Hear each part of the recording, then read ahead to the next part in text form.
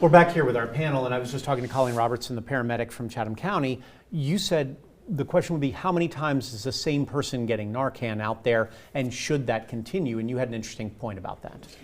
We do see a lot of the same people consistently, but everybody's rock bottom is different. You don't know what people are going through. You don't know at what point it's going to be like, this is enough for me. So I don't think giving up on people is something that should happen personally. Right, and Corporal Rivera, you've been dealing with that in your program specifically to try to get these people back on the right track before they hit rock bottom. Absolutely, and part of the barrier with police is people think that they're going to get in trouble. But I try to remind everybody in the community about Georgia's medical amnesty law that protects people who are having a medical emergency or an overdose experience that needs help, and they call for EMS or for the police to come and assist. They're not going to be held criminally responsible for anything that's present in the immediate scene of a medical emergency, whether it's the individual seeking help for themselves or a bystander seeking help for the person who's needing medical. Because that is the hard part, is what's criminal versus what's a medical emergency. And really that rock bottom we talked about is where you guys step in many times. You've got somebody on your staff who hit that rock bottom and now is stepping forward. I actually have two amazing young ladies on my staff that are certified peer support specialists, which means that they have been in long-term recovery for over 2 years. They have taken the courses to learn how to advocate and help reach out and provide resources to other people who are suffering from substance use disorders. Ms. Hewitt, from a legislative perspective, from that Congress perspective, what would you like to see done for the people themselves, some of these addicts, and what needs to be done? I think some of the most important activities we could do is make sure that all of our citizens have health care insurance, and that would be expanding Medicaid in this state and also making sure that the 14% of people that don't have health care insurance in this state have it, so that they can get treatment if they are addicts, or they can get access to safe, effective drugs that are prescribed by doctors. And that it's the difficult process in getting it through Congress and getting both sides to agree on something like that.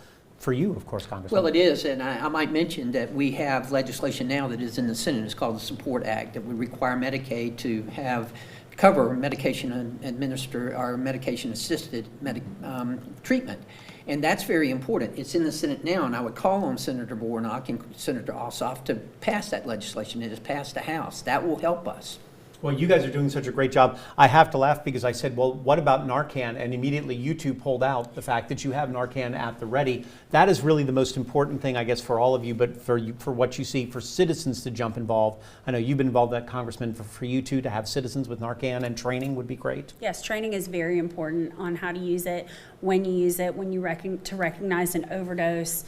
That training is absolutely important. Yeah, and you've had training sessions that you've led yourself. Yes, we have, and it is important. I carry it with me everywhere, and I have it in my backpack. Thank God I've never had to use it, and I hope I don't have to, but we have it in case we do.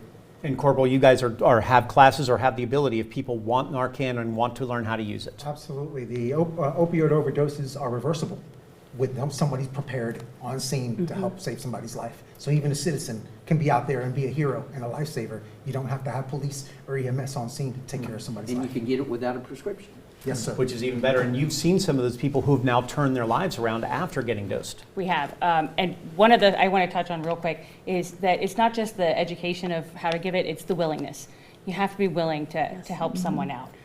But we've gotten a few people into treatment facilities or gotten them resources, and that's helped them really turn their lives around. That's the hardest part, is where's the line in there, I guess, for everybody concerned, especially you talked about the fact you don't want to necessarily arrest somebody for that when they can try to get help somewhere, and that's the goal of what all of you are doing right now, isn't it? Yes. Yeah, absolutely. Well, I thank you so much for being part of this panel, for being part of this discussion. It's an incredibly important thing for all of you. Quickly, what do you think is the thing you'd want to tell people about Narcan specifically or fentanyl specifically? It's very important to realize that after you administer Narcan, you have about a 2 to 4 hour window, because you need to have somebody that is watching you, preferably at the ER, because those overdose effects can come back. they can come back, and then you can be right into the same boat you were in before. So if Narcan is administered, it's very important that somebody is watching you. Okay, thank you all so much again. That'll do it for now. Tune in tomorrow night at 8 o'clock right here on WSAV News 3. Along with our corporate partner, Nexstar Media Group, we get even deeper into that fight against opioids and fentanyl. And online, we've got a list of websites with more information and sources, including all of their websites for what they can do. Thank you so much for joining us.